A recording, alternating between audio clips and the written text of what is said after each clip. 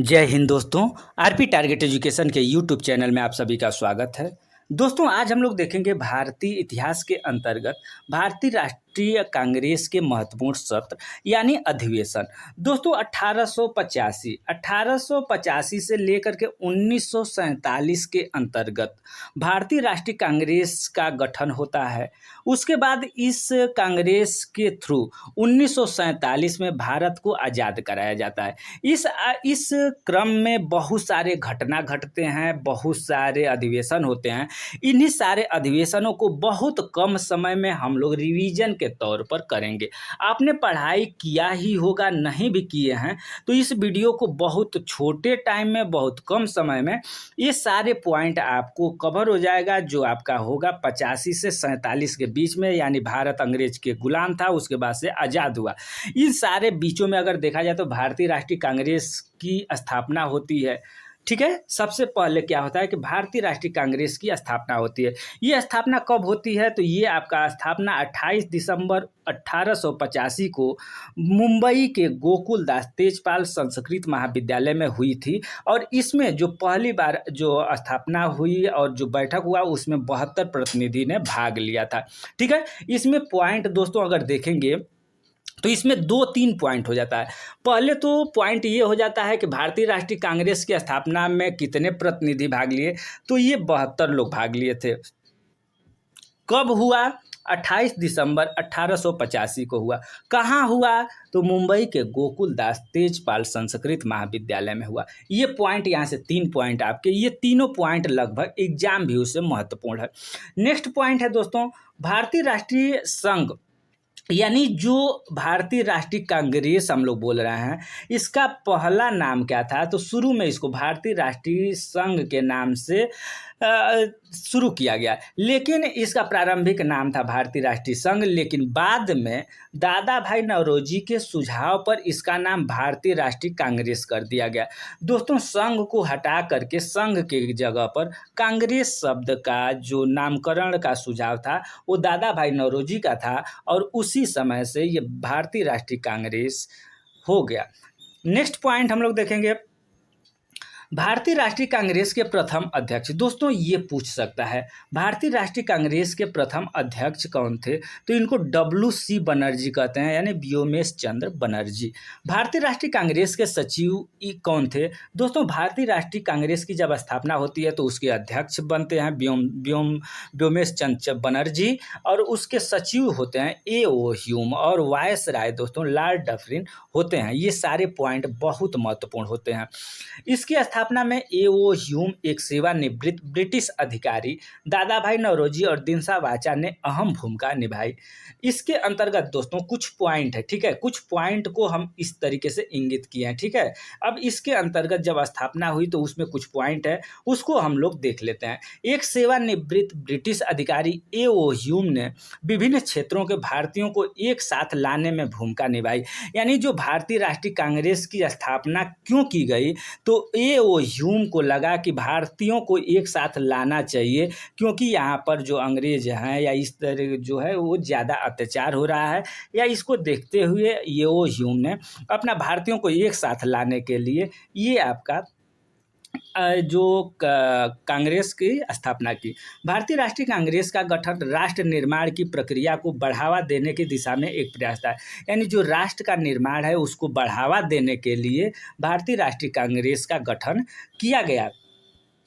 Next है, देश के सभी क्षेत्रों तक पहुंच स्थापित करने के लिए विभिन्न क्षेत्रों में कांग्रेस के सत्र आयोजित करने का निर्णय लिया है। यानी कांग्रेस को कैसे लोग जानेंगे कि भारत के जो लोग हैं उनके लिए ये कार्य करेगी, इससे संबंधित जो है अपना ये कहेंगे अधिवेशन, यानी हर साल अधिवेशन कांग्रेस के द्वारा अलग अलग क्षेत्रों में अधिवेशन कराया गया, जिससे कि वहाँ के लोगों को जागरूक किया जा सके। अधिवेशन का अध्यक्ष उसी क्षेत्र से चुना जाता था जहां की कांग्रेस के अधिवेशन का आयोजन किया जाता था। जैसे मान लीजिए कि लखनऊ में अधिवेशन होने वाला है। लखनऊ में जब अधिवेशन होने वाला है तो लखनऊ से ही अध्यक्ष को चुना जाता था।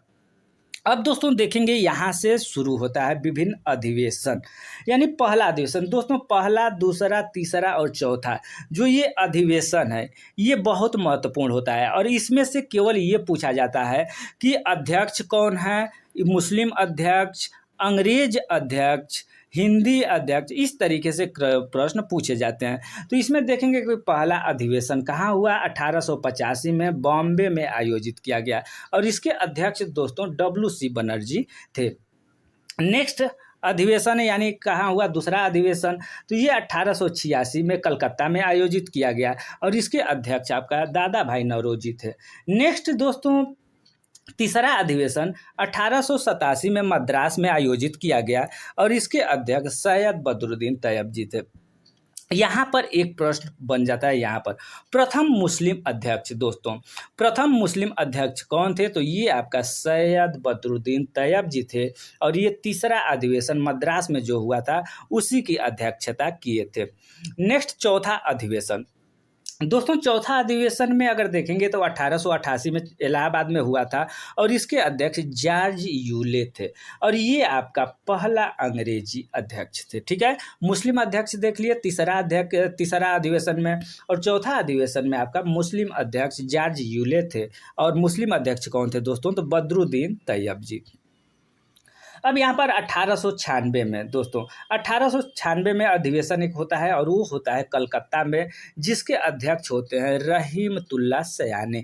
इस अधिवेशन में क्या हुआ, क्या महत्वपूर्ण था दोस्तों, तो जो 1886 कलकत्ता अधिवेशन हुआ और रहीमतुल्लाह सयानी जी इसकी अध्यक्षता कर रहे थे, इसी अधिवेशन में पहली बार राष्ट्रगीत वंदे मातरम गाया गया।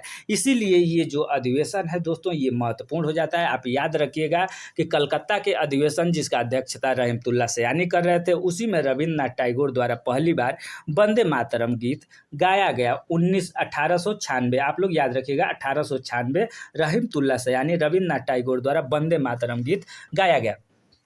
नेक्स्ट है 1899 दोस्तों, 1899 जो लखनऊ, ये लखनऊ में अधिवेशन हुआ। ठीक है, 1899 में लखनऊ में अधिवेशन हुआ और इसकी अध्यक्षता रमेश चंद्र दत्त कर रहे थे। इसमें क्या महत्वपूर्ण बात थी और क्या इसमें निर्णय लिया गया, तो भू राजस्व के अस्थायी निर्धारण की मांग की गई इस अधिवेशन में। ठीक है, इसलिए ये अधिवेशन महत्वपूर्ण हो जाता है। नेक्स्ट अधिवेशन दोस्तों यहाँ देखेंगे वर्ष 1901, वर्ष 1901 कलकत्ता में अधिवेशन होता है और इसके दिनसा इवाचा अध्यक्ष होते हैं। और इसमें क्या होता है दोस्तों, इसमें क्या घटना घटती है, तो इसमें घटना घटती है पहली बार गांधी जी कॉन्फ्रेंस के लिए मंच पर दिखाई दिए, यानी पहली बार गांधी जी कांग्रेस के मंच पर दिखाई दिए। कब दिखाई दिए, तो यहाँ पर आप लोग देखेंगे कि 1901 कलकत्ता अधिवेशन दिनसा, जिसकी अध्यक्षता दिनसा इवाचा कर रहे थे। नेक्स्ट पॉइंट है 1905 दोस्तों, 1905 ये बनारस में अधिवेशन होता है और इसकी अध्यक्षता गोपाल कृष्ण गोखले कर रहे हैं। ये अधिवेशन में अगर देखा जाए तो निर्णय क्या हुआ इसमें, तो सरकार के खिलाफ स्वदेशी आंदोलन की औपचारिक घोषणा हुई। ये देखिए, अब यहीं से शुरू होता है बंगाल विभाजन। ठीक है, बंगाल विभाजन का निर्णय लिया जाता है, उसी में सरकार के खिलाफ स्वदेशी आंदोलन की औपचारिक घोषणा होती है। ये सारी कहानी हम लोग इस वीडियो, अभी तो हम केवल अधिवेशन देख रहे हैं दोस्तों कि जैसे 1905 में, लेकिन 1905 में अगर बंगाल विभाजन होता है तो इसका क्या, कैसे आखिर विभाजन होता है, वो कैसे कैसे क्या होता है, एक छोटी छोटी कहानी के रूप में सारे अधिवेशन में जो जो घटना घटी है उन सारे घटना को हम लोग देखेंगे। आपका रिवीजन हो जाएगा, बहुत कम समय में रिवीजन हो जाएगा। इसलिए चैनल पर पहली बार हैं तो चैनल को सब्सक्राइब करके बेल आइकन को दबा लेंगे।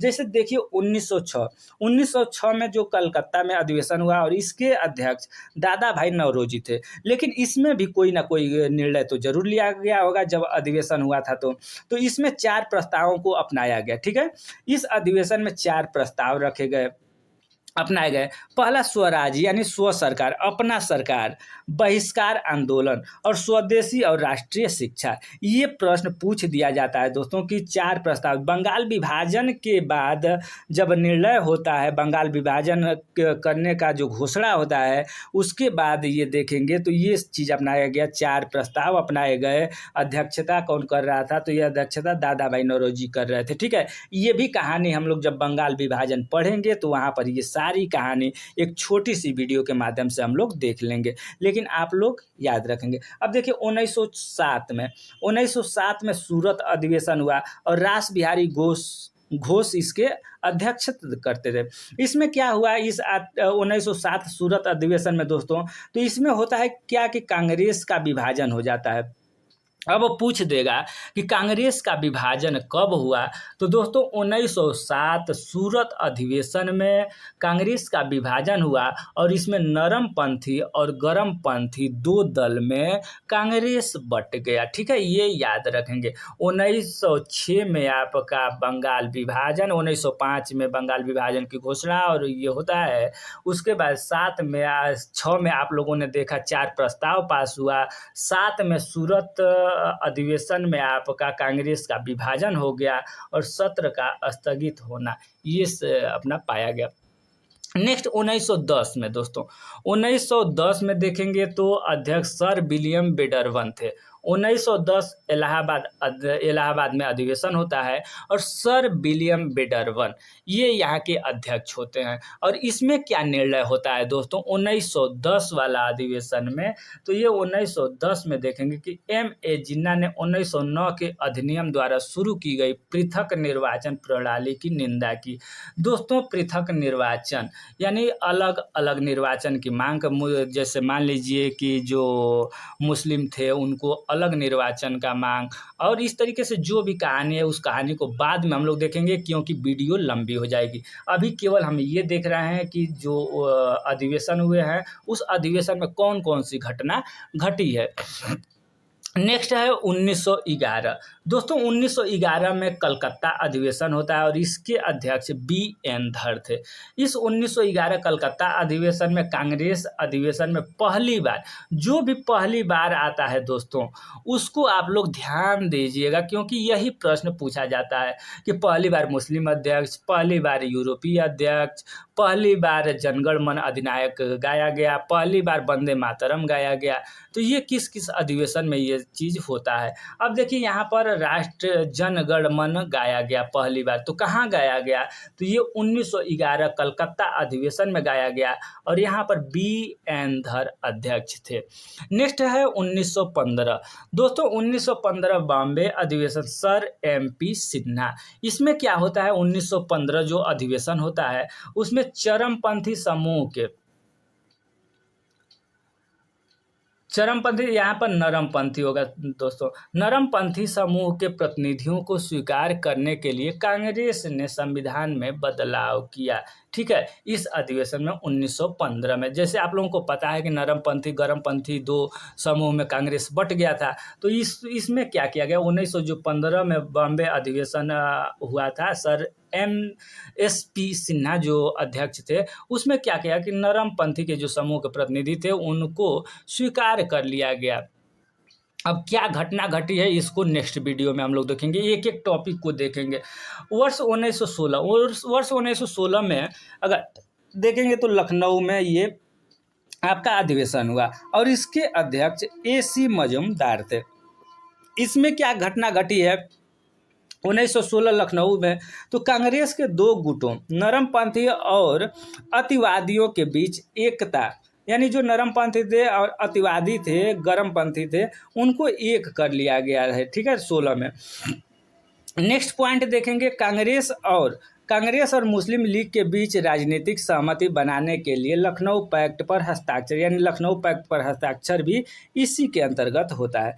अब दोस्तों देखेंगे 1917 में कौन सी घटना घटती है, कौन कौन से अधिवेशन है। 1917 में कलकत्ता में अधिवेशन होता है और एनी बेसेंट कांग्रेस की प्रथम महिला, देखिए यहाँ भी प्रथम आ गया, यानी कांग्रेस की प्रथम महिला अध्यक्ष कौन थी, तो एनी बेसेंट। यहाँ पर एक देखिए आप लोग मिस्टेक कर देंगे, यहाँ पर कांग्रेस लिखा है ना, कांग्रेस की प्रथम महिला अध्यक्ष तो एनी बेसेंट थी, लेकिन यहीं पर दे देगा कांग्रेस की प्रथम भारतीय महिला कौन थी। तो दोस्तों वो आगे मिलेगा, अभी आप लोग वीडियो के साथ बने रहेंगे। वो भी कांग्रेस की प्रथम महिला अध्यक्ष ये आपका एनी बेसेंट होती है, और कांग्रेस की प्रथम भारतीय महिला जो कि आगे जो अधिवेशन हुआ है उसी के माध्यम से हम लोग देखेंगे तो अच्छा रहेगा, आपको याद भी हो जाएगा।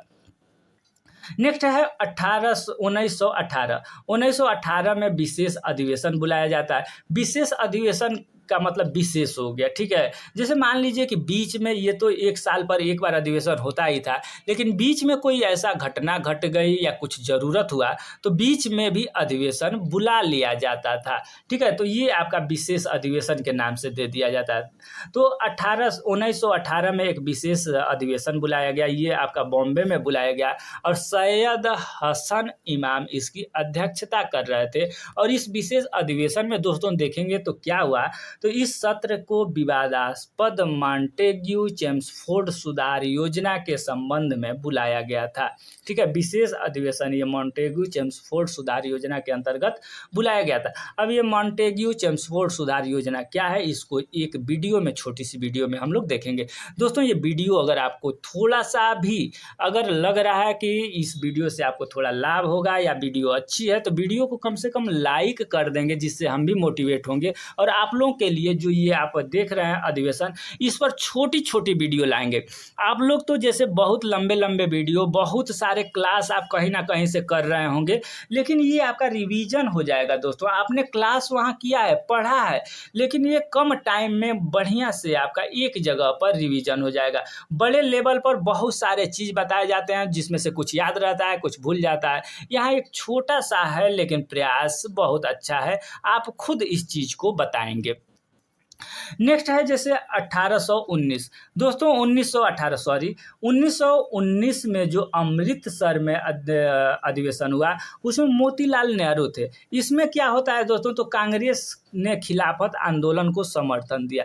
यानी जो खिलाफत आंदोलन क्या था, ये खिलाफत आंदोलन क्या था, कैसे हुआ, क्या हुआ इसमें, इस पर भी हम लोग वीडियो, यानी जितने भी ये पॉइंट देख रहे हैं आप ना, इन सारे अधिवेशन के बीच बीच में एक छोटी छोटी वीडियो हम आपको देंगे, 2-2 मिनट 3-3 मिनट का, जिससे कि आपका समय भी वेस्ट नहीं होगा और आपको थोड़ा सा इसके बारे में रिवीजन और नॉलेज भी हो जाएगा, ठीक है। तो कांग्रेस के खिलाफ आंदोलन को समर्थन दिया 1919 में। अब 1920 में दोस्तों देखिए फिर विशेष अधिवेशन, कोई फिर समस्या फंस गई 1920 में। ये बीच में ही अधिवेशन बुलाया गया कलकत्ता। इसके अध्यक्ष आपका लाला लाजपत राय थे। इसमें क्या हुआ है दोस्तों 1920 में, तो महात्मा गांधी ने असहयोग संकल्प को आगे बढ़ाया। अब असहयोग आंदोलन क्या है, इसके बारे में भी वीडियो हम लोग बाद में देखेंगे। नेक्स्ट पॉइंट है 1920 में ये तो विशेष अधिवेशन था, ये सत्र अधिवेशन हो गया। तो इसके अध्यक्ष विजय राघवाचार्य जी थे, ठीक है, विजय राघवाचार्य। इसमें क्या हुआ दोस्तों, तो इसमें देखेंगे भाषाई आधार पर कांग्रेस की कार्य समितियों का पुनर्गठन किया गया 1920 में। 1922 दोस्तों एक क्रम में हम चल रहे हैं, आप लोग देखेंगे कि हमने शुरू किया है 1885 से, हमने 1885 से शुरू किया है कहानी, और आ गए हैं हम लोग 1922। इस तरीके से करते हुए 1947 तक हम लोग भारत को आज़ाद तक चलेंगे, और क्या क्या हुआ है सारे घटना को वन लाइनर में देखते हुए जा रहे हैं। और जो कहानी होगी हर एक अधिवेशन का, ये छोटे छोटे वीडियो में हम लोग देखेंगे। तो इस चैनल पर अगर पहली बार आए तो चैनल को सब्सक्राइब कर लेंगे। 1922 अध्यक्ष सी आर दास और अन्य नेता INC से अलग हो गए और स्वराज पार्टी का गठन। दोस्तों स्वराज पार्टी का गठन कब हुआ, तो ये 1922 के अधिवेशन में हुआ, और इसके अध्यक्ष CR दास थे, और इन्हीं की अध्यक्षता में अगर देखेंगे तो यहाँ पर आपका स्वराज पार्टी का गठन हुआ। नेक्स्ट है वर्ष 1924, वर्ष 1924 बेलगाम, इसके अध्यक्ष MK गांधी और महात्मा गांधी की अध्यक्षता में आयोजित केवल एक सत्र। ये आपका महत्वपूर्ण हो जाता है कि महात्मा गांधी की अध्यक्षता में, यानी महात्मा गांधी ने किस अध्यक्षता में, तो 1924 बेलगांव में ये महात्मा गांधी को अध्यक्ष बनाया गया था और महात्मा गांधी केवल एक ही अधिवेशन में भाग लिए हैं। भाग लेने का मतलब ये है कि एक ही अधिवेशन में अध्यक्षता की है।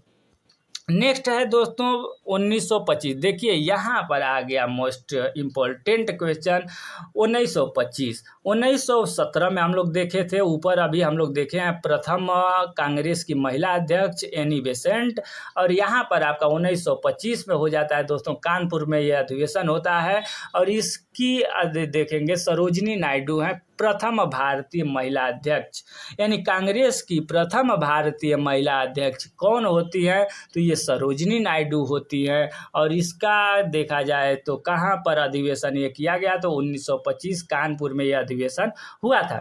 अब देखेंगे 1927 मद्रास में अधिवेशन हुआ, डॉक्टर MA अंसारी ये अध्यक्ष थे और इसमें अगर देखा जाए तो चीन, ईरान और मेसोपोटामिया में भारतीय को इस्तेमाल किए जाने के खिलाफ प्रस्ताव पारित किया गया। इसके अलावा इसमें साइमन कमीशन के बहिष्कार, एक सेकंड, इसमें देखेंगे साइमन कमीशन के बहिष्कार के खिलाफ एक प्रस्ताव पारित किया गया और पूर्ण स्वराज पर संकल्प को अपनाया गया। नेक्स्ट है 1928। दोस्तों 1928 ये कलकत्ता में अधिवेशन होता है और इसकी अध्यक्षता मोतीलाल नेहरू करते हैं। अखिल भारतीय युवा कांग्रेस का गठन होता है। अगर आप चाहें तो ये वर्ष और जो ये लिख रहे हैं ये आप लिख सकते हैं, या तो इस PDF को मैं टेलीग्राम चैनल, जो मेरा टेलीग्राम है दोस्तों, टेलीग्राम आप RP टारगेट एजुकेशन आप सर्च करेंगे टेलीग्राम में जा करके, तो जो मेरा लोगो है, ठीक है, RP टारगेट एजुकेशन का जो लोगो है वहाँ आप ऐड हो जाइएगा, टेलीग्राम से जुड़ जाइएगा। ये PDF वहाँ हम दे रहे हैं, PDF को बल्कि आप एक बार 2 बार पढ़ लीजिएगा, ठीक है। अब आ जाइए 1928 कलकत्ता, मोतीलाल नेहरू, अखिल भारतीय युवा कांग्रेस का गठन। नेक्स्ट है 1929 लाहौर में अधिवेशन होता है, जवाहरलाल नेहरू इसकी अध्यक्षता कर रहे हैं और इस अधिवेशन में देखेंगे दोस्तों तो बहुत सारे घटना घटे। पूर्ण स्वराज पर प्रस्ताव पारित किया गया 1929 लाहौर अधिवेशन में, यानी पूर्ण स्वराज पर प्रस्ताव पारित किया गया। पूर्ण स्वतंत्रता के लिए सविनय अवज्ञा आंदोलन शुरू किया गया ये, और 26 जनवरी को स्वतंत्रता दिवस के रूप में मनाए जाने की घोषणा किया गया। ये सारे के सारे 1929 लाहौर जो अधिवेशन हुआ इसमें ये सब निर्णय लिए गए दोस्तों। अब देखिए 1931 कराची में ये अधिवेशन हुआ। इसकी अध्यक्षता वल्लभ भाई पटेल कर रहे थे और इस अधिवेशन में मौलिक अधिकारों और राष्ट्रीय आर्थिक कार्यक्रम पर संकल्प लिया गया और गांधी इरविन समझौते का समर्थन किया गया दोस्तों 1931 में। और इसमें देखेंगे कि महात्मा गांधी लंदन में होने वाले दूसरे गोलमेज सम्मेलन में INC की प्रतिनिधित्व करने के लिए नामांकित किए गए। अब नेक्स्ट है 1934 बॉम्बे अधिवेशन। इसके अध्यक्ष राजेंद्र प्रसाद थे, ये बिहार के थे। ये अगर BPSC आप बिहार शिक्षक भर्ती देख रहे हैं तो ये आपके लिए महत्वपूर्ण हो जाता है, बिहार बेसिस हो जाता है। तो दोस्तों यहाँ पर 1934 बॉम्बे अधिवेशन, डॉक्टर राजेंद्र प्रसाद, और इसके कांग्रेस के संविधान में संशोधन हुआ। कांग्रेस के संविधान में संशोधन या संविधान लिखना शुरू हो गया है दोस्तों। अब देखिए भारत बहुत जल्द आज़ाद होने वाला है। 1936 लखनऊ अधिवेशन, जवाहरलाल नेहरू इसकी अध्यक्षता कर रहे थे। जवाहरलाल नेहरू द्वारा समाजवादी विचारों को प्रोत्साहन दिया गया और 1937 फैजपुर इसके अध्यक्ष आपके जवाहरलाल नेहरू होते हैं। किसी गांव में होने वाला ये पहला अधिवेशन था दोस्तों, ये आपका पहला, यानी जो भी पहला आ जा रहा है ये देखिए, ये जो अधिवेशन है किसी गांव में वो होने वाला पहला अधिवेशन कौन था, तो ये 1937 फैजपुर जिसके अध्यक्ष जवाहरलाल नेहरू थे। नेक्स्ट है 1938 सुभाष चंद्र बोस इसकी अध्यक्षता कर रहे थे। इसमें है जवाहरलाल नेहरू के नेतृत्व में राष्ट्रीय योजना समिति की स्थापना हुई दोस्तों। 1939 त्रिपुरी अधिवेशन और राजेंद्र प्रसाद इसकी अध्यक्षता कर रहे थे और सुभाष चंद्र बोस को फिर से चुना गया, लेकिन उन्हें इस्तीफा देना पड़ा। उनकी जगह राजेंद्र प्रसाद को नियुक्त किया गया था। सुभाष चंद्र बोस ने फॉरवर्ड ब्लॉक का गठन किया। सुभाष चंद्र बोस ने फॉरवर्ड ब्लॉक का गठन किसने किया था? तो सुभाष चंद्र बोस ने फॉरवर्ड ब्लॉक का गठन किया था। दोस्तों नेक्स्ट है 1940 में हम लोग आ गए। राष्ट्रपति अब्दुल कलाम आज़ाद। राष्ट्रपति अब्दुल कलाम आज़ाद इसकी अध्यक्षता करते हैं 1940 में, और 1941 से 1945 यह अवधि विभिन्न घटनाओं अर्थात भारत छोड़ो आंदोलन, RIN म्यूनिटी और INA द्वारा प्रभावित हो गया था 1941 से 1945। इसके अंतर्गत देखेंगे तो कौन कौन से क्रिप्स मिशन, बेबल योजना और कैबिनेट मिशन जैसी संवैधानिक वार्ताओं का चरण था ये। इस चरण के दौरान इन घटनाओं के कारण कांग्रेस का कोई अधिवेशन नहीं हुआ था, यानी 1941 से 1945। दोस्तों अब 1946 में देखेंगे मेरठ में अधिवेशन हुआ और इसके अध्यक्ष JB कृपलानी जी थे और आज़ादी से पहले का ये आखिरी सत्र था, यानी आखिरी अधिवेशन। आप लोगों को पता ही है कि 1947 में भारत आज़ाद हो गया था, तो ये 1946 जो था मेरठ में हुआ और अध्यक्ष JP कृपलानी भाई जी थे और ये आज़ादी से पहले का आखिरी सत्र अधिवेशन था। और JB कृपलानी स्वतंत्रता के समय इंडियन कांग्रेस के अध्यक्ष थे, यानी जब भारत स्वतंत्र हुआ, भारत स्वतंत्र हो रहा था, उस समय जो अध्यक्ष थे वो आपका देखेंगे तो ये आपके JB कृपलानी थे, यानी इन्हीं के रीजन में भारत स्वतंत्र होता है। दोस्तों अब हम लोग नेक्स्ट जो वीडियो देखेंगे बहुत महत्वपूर्ण टॉपिक होगा 1905 बंगाल विभाजन, यानी जो अभी हम आपको बताए हैं जितने भी घटना एक एक करके हम लोग घटना को देखते जाएंगे और छोटे छोटे वीडियो में देखेंगे, जिससे कि आपका रिवीजन हो जाए। तो इस तरीके का वीडियो अगर देखने के लिए अगर वीडियो अच्छा लगा तो वीडियो को लाइक कर देंगे, दोस्तों के पास शेयर कर देंगे, जिससे कि ये भी चैनल आप लोगों के लिए सदैव तत्पर होकर के ज़्यादा से ज़्यादा आप लोगों के लिए कंटेंट दे करके अच्छी से अच्छी आपकी तैयारी करा सके। धन्यवाद।